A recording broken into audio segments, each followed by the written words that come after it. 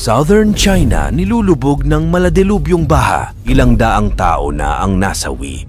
Libo-libong pamilya na ang naapektuhan at milyong-milyong ari-arian na ang nasira. Mahigit 40 plus na ang mga nasawi dahil sa pagbaha at pag-landslide sa Guangdong Province. Nanawagan naman ang Chinese leader na si Xi Jinping nitong Martes na gawin ang lahat ng makakaya para mapangalagaan ang buhay at mga ari-arian. Maraming kalamidad ang dumalaw sa China, bunga ng kalikasan nitong mga nakaraang buwan. Mula sa matitinding pag-ulan na nagdulot ng malawak na pagbaha, tila hindi tinatantanan ng mga sakuna ang bansa. Naglalagay sa panganib sa buhay ng mga tao at nagiging sanhi ng malawakang pagkasira ng mga ari-arian. Ano ang lawak ng mga trahedya at epekto nito sa mga Chino? Ito kaya'y isang patunay ng lumalalang problema sa ating mundo sa isyu ng climate change? Yan ang ating aalamin.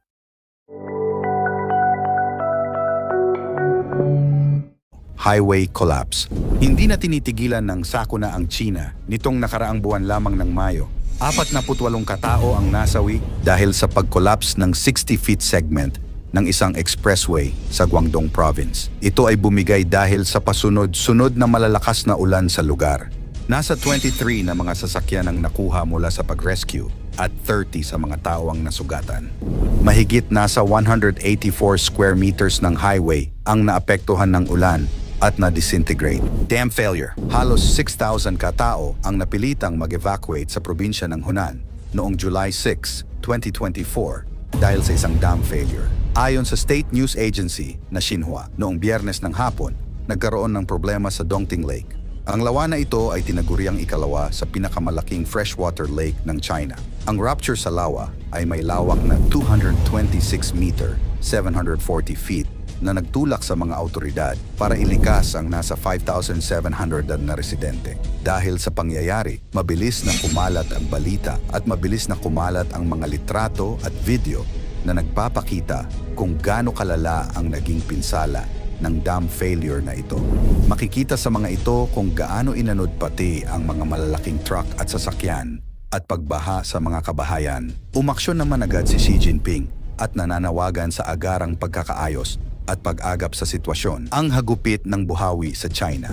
Noong Hulyo 6, 2024, isang malakas na tornado ang tumama sa bayan ng Kaiyuan sa Shandong Province, kung saan 5 tao ang namatay at halos 100 ang nasugatan.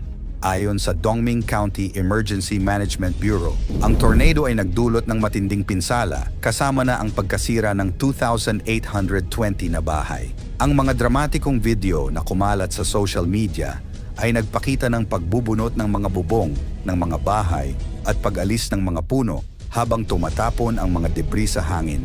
Ngunit ang tornado na ito ay isa lamang sa maraming naganap sa China. Noong Abril, isang tornado rin ang tumama sa Guangzhou na pumatay ng 5 tao at nasugatan ng 33. Matinding pagbaha at pagguho ng lupa.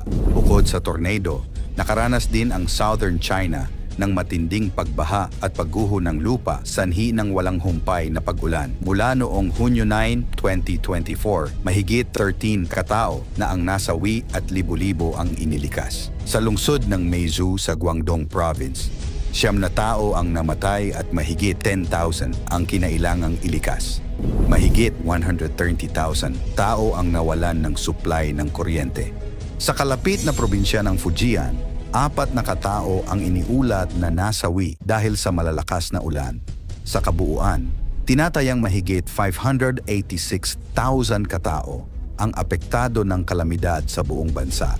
Ang mga emergency responders ay patuloy na nagsasagawa ng rescue operations gamit ang mga speedboats upang mailigtas ang mga stranded na residente. Mga sanhi ng sunod-sunod na sakuna. Ang mga sunod-sunod na sakuna sa China ay hindi na bago. Ang malalakas na tornado at matitinding pag-ulan ay kadalasang dulot ng masamang kondisyon ng panahon. Sa kaso ng tornado, ang matinding convective weather ang nagdudulot ng pagbuo ng malalakas na buhawi. Ang pagkakaroon ng mababang ulap at matinding hangin ay nagiging dahilan ng pagbuo ng mga tornado na nagdudulot ng malawakang pinsala sa kanilang daanan.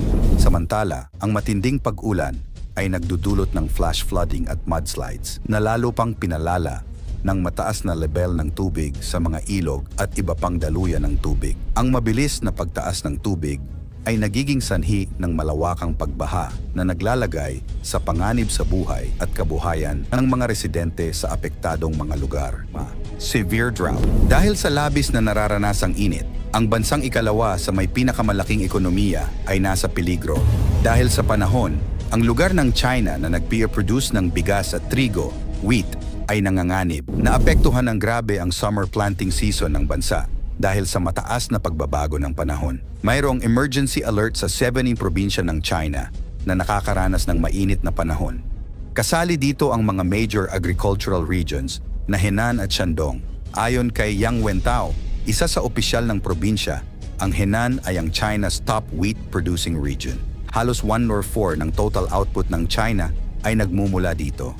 At nitong buwan ng Mayo, mahigit mas mababa ang pag-ulan sa lugar ng 70% kumpara sa nakaraang taon. Sinabi ng China Meteorological Administration, CMA, na 28 na regional weather stations ang nakapagtala ng pinakamataas na temperatura sa kasaysayan sa kalagitnaan ng Hunyo. Ang lungsod ng Fenyang sa hilagang probinsya ng Shaanxi ay nagtala ng pinakamataas na temperatura nito na 40.2 degrees Celsius, 104 Fahrenheit. Naranasan ng China ang pinakamainit na tagsibol ngayong taon. Ang pambansang average na temperatura mula Marso hanggang Mayo ay umabot sa 12.3 degrees Celsius. Ang pinakamataas mula noong nagsimula ang pagtatala noong 1961 ayon sa National Climate Center. 12 pambansang meteorological stations ang nagtala ng mga temperatura na umabot o lumampas sa mga record. Noong nakaraang taon, ito ang pinakamainit na taon sa kasaysayan ng bansa. Ang sunod-sunod na sakuna sa kalikasan sa China ay nagpapaalala sa atin ng kapangyarihan, ng kalikasan at ang kahinaan ng tao sa harap nito. Sa kabila ng mga trahedyang ito, ang determinasyon at pagsisikap ng mga tao na magkaisa at magtulungan ay nagbibigay pag-asa na malalampasan nila ang anumang pagsubok. Sa pamamagitan ng masusing paghahanda at maagap na pagtugon, inaasahang mapapabuti ang kakayahan ng bansa na harapin ang mga ganitong uri ng sakuna sa hinaharap. Sa sunod-sunod na kamalasan na bumibisita sa China, kailan kaya ito matatapos?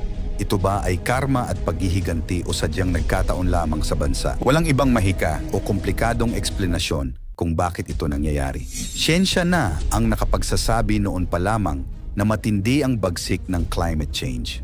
Ang sunod-sunod na dilubyong ito ay ganti lamang ng kalikasan sa bansang may pinakamalaking ambag sa pagkasira ng mundo. Sa iyong palagay, ano na lamang kaya ang kahihinatnan ng China kung ang sunod-sunod na dilubyong ito ay hindi na tumigil pa? Ikomento mo naman ito sa ibaba. Huwag kalimutang mag-like at share ng video. Hanggang sa muli, salamat at God bless.